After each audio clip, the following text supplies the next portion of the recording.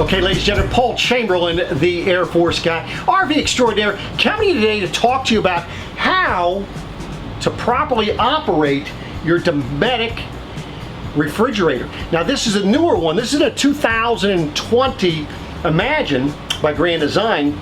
So you might be seeing these out there. They might have different door fronts, might be a different color, but they're all going to operate the same. So if this is the one you have, stay tuned.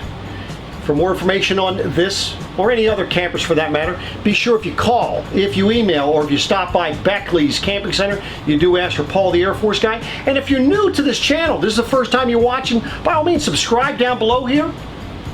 And if you want to get notifications when my new videos are coming out, typically 2 to 3 videos a week, click that little bell and you'll be getting notifications. So, but let's get on to this Dometic refrigerator. Okay, so you're getting ready to go on a trip. You have this thing at your house, or you have it somewhere where you can plug into some 110 power. Even if you're using an adapter, you can still utilize your refrigerator. Understand that your refrigerator is going to need a good 12 to 24 hours for it to cool down. So here's what you do is you're going to plug in to power and then you're going to turn it on. Now the way you turn it on this particular one, notice it didn't have anything on the outside. You have right up here, we're going to turn it on. Now right now, notice how you didn't see any lights coming on. I'm going to get it a little bit closer so you can see. So you're going to have different lights here. What you have is, when you turn it on here, over here you have automatic, you have gas or AC. Now because of the fact that we are not hooked up to propane, I hear it trying to light, and here in a moment you're going to see, you hear the beeping? That lets you know it did not light. What I want to do is I want to be in the auto mode so that it goes over to AC. Now notice how it's continuing to tell you to check. What you need to do at this point is shut it off. You wait a moment and you want to turn it back on. Now I'm going to explain to you how you want to go to propane here in a moment. But now here in a moment you see it's in auto, it's doing its check, and now the AC light comes on, telling you you're on 110 power. On this side over here, this is your temperature. Now my recommendation would be to start it at number 5, but let me show you one other thing too. After you set the temperature there, some people fail to realize that right in here, that this is connected to it, and you need to make sure that it's pulled up as high as it can go. And let me show you how that works. Now something you want to do every time you're turning your temperature on is make sure that this wire is pushed up underneath. You have a little tray here for water, and it dumps to the outside. I'll go over that in a minute. But make sure that's pulled up where it's supposed to be. Then you have this piece here. So what it does is, you want to have it this direction. This piece is going on the fin. That other wire is going to go right up in here. So all you do is get it on there, put it on the fin, and you want to just push it up until you see that thing start falling out of there. So now you're set, and your refrigerator is going to cool down. Remember, it's going to take a good 12 to 24 hours for it to cool down. Okay, so now you're set. You have your temperature set. It's Wednesday. I'm just using Wednesday as an example. So Wednesday, you went ahead and turned them on. Thursday, you're going to go ahead and put things in the freezer that are already frozen. And then you're going to put things in the refrigerator that are already cold. You don't want to be taking things out of your garage that are warm and hot and putting them in here. So now that's on Thursday. Friday, you're getting ready to leave. And what you want to do is, you're going to hook up your vehicle. You're still plugged in to 110 power. You hook up to your vehicle, get that all set up. Then you're going to come in here.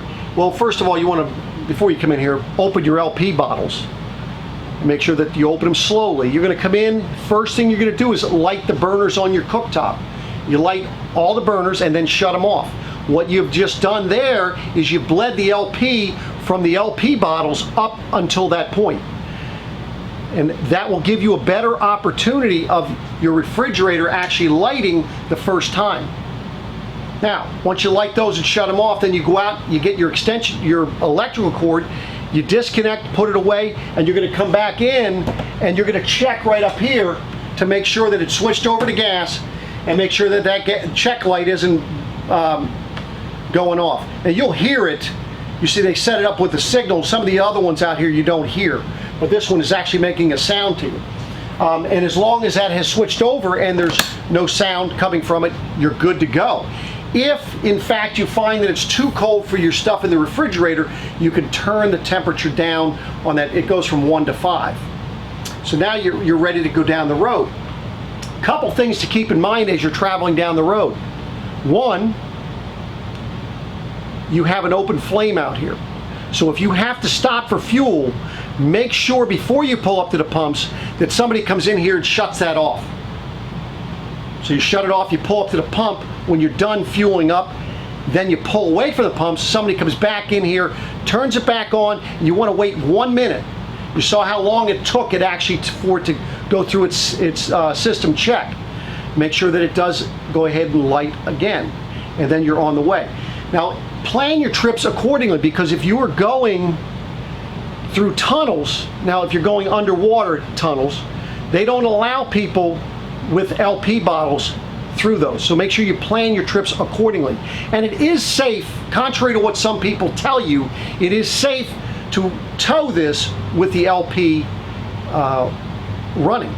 And it does a phenomenal job. If you ever get to a campsite and you find that your breakers are, maybe you're on a 30 amp campsite, maybe it's really hot and you're having an issue with popping breakers because maybe you're throwing a hairdryer on or whatever because you got your air conditioner running, well then just switch this to propane and that'll take 6 amps off of the system and allow it to be used for other things. Now something else you got to keep in mind with this is when you close this door, make sure you hear that click.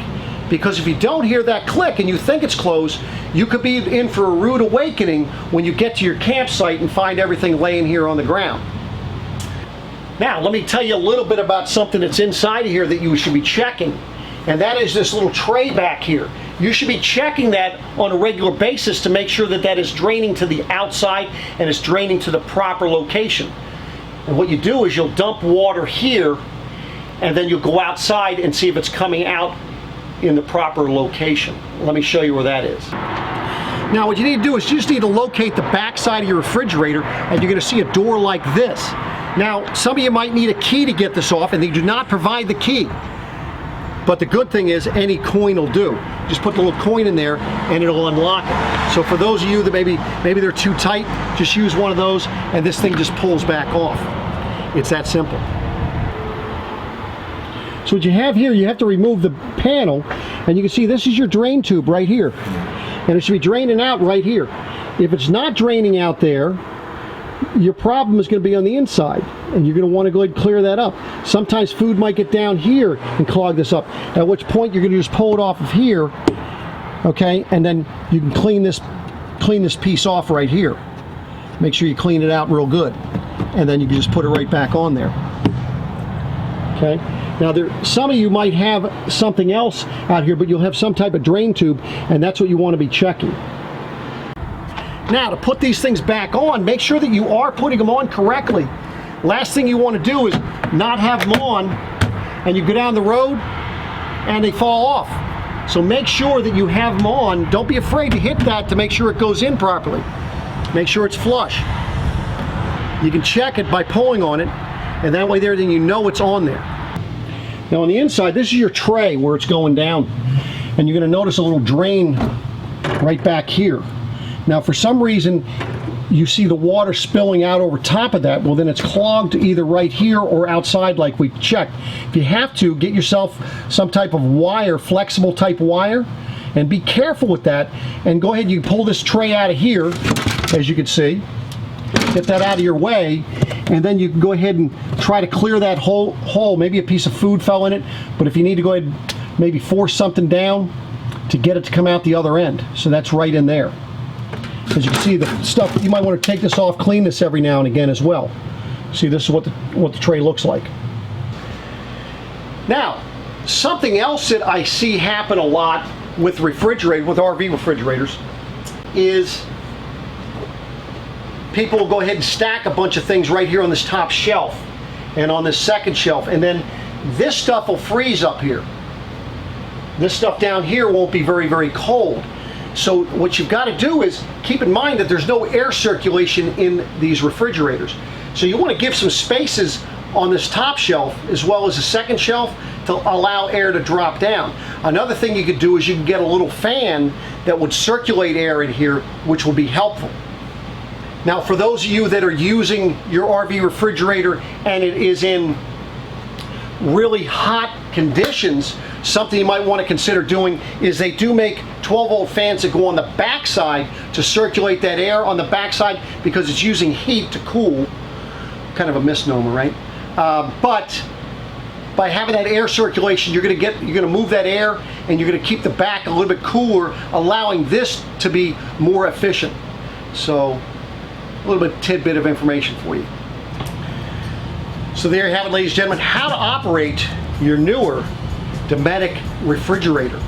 And it's pretty much the same thing for other RV refrigerators as well, except for the electric ones. A lot of electric ones, they cool down very, very quickly. So, but keep in mind, give it a good 12 to 24 hours. Don't think that after a few hours you're going to go ahead and be able to use it, because it doesn't work that way. In the event that you're afraid of driving with propane down the road, you can just shut it off because you had it closed for a whole day. It'll stay nice and cold for a couple hours while you get to the campground. So if you're not going too far, you could always do it that way. So hopefully that helped you out.